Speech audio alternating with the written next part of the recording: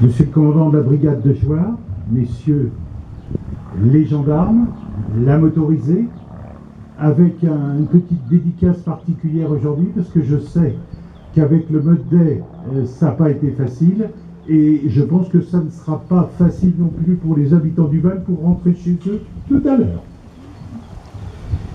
Mesdames et messieurs les élus, mesdemoiselles et messieurs les membres du CMJ, et notre maire du CMJ, mesdames et messieurs les anciens combattants, mesdames et messieurs, de la mobilisation générale du 1er septembre 1939 à la capitulation de l'Allemagne nazie signée à Reims le 7 mai 1945, presque 6 années se sont écoulées, soit 68 mois d'un conflit mondial ensanglanté et dévastateur, plus de 2000 jours d'un désordre nauséabond dû au nazisme, idéologie sordide et méticuleuse, synonyme à la fois de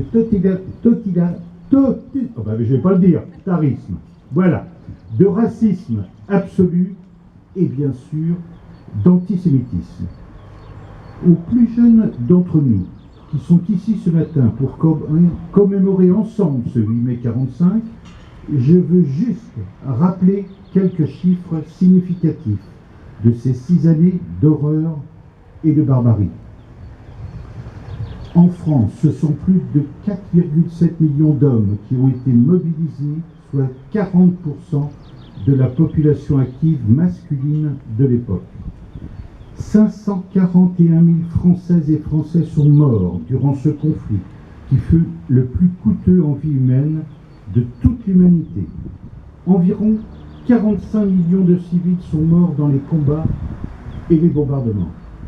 Parmi ces victimes figurent plus de 6 millions de femmes, d'enfants et d'hommes déportés en camps de concentration, camps de travail et camps de la mort, parce qu'ils étaient juifs, slaves, tziganes, homosexuels, handicapés ou tout simplement au mauvais endroit, au mauvais moment.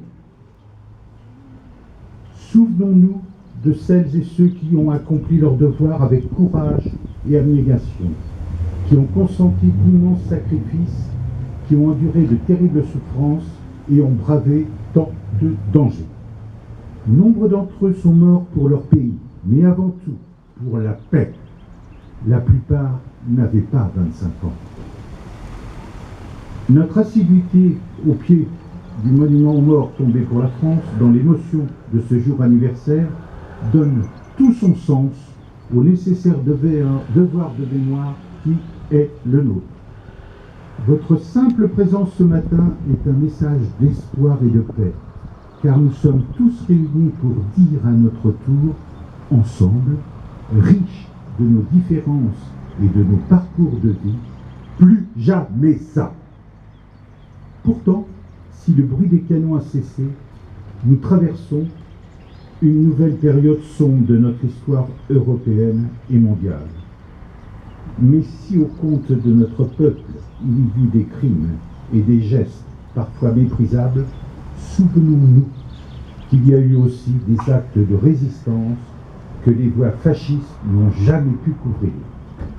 En ce 8 mai 2016, l'acte de mémoire que nous accomplissons, comme tous les Français, mais aussi comme nos amis européens, est bien plus qu'un simple devoir accompli dans le seul respect des combats passés. Il est empli d'un unique dessein, celui qui rassemble, dans une conquête de tous les jours, les défenseurs de la démocratie et de la liberté que nous ont transmis nos aînés.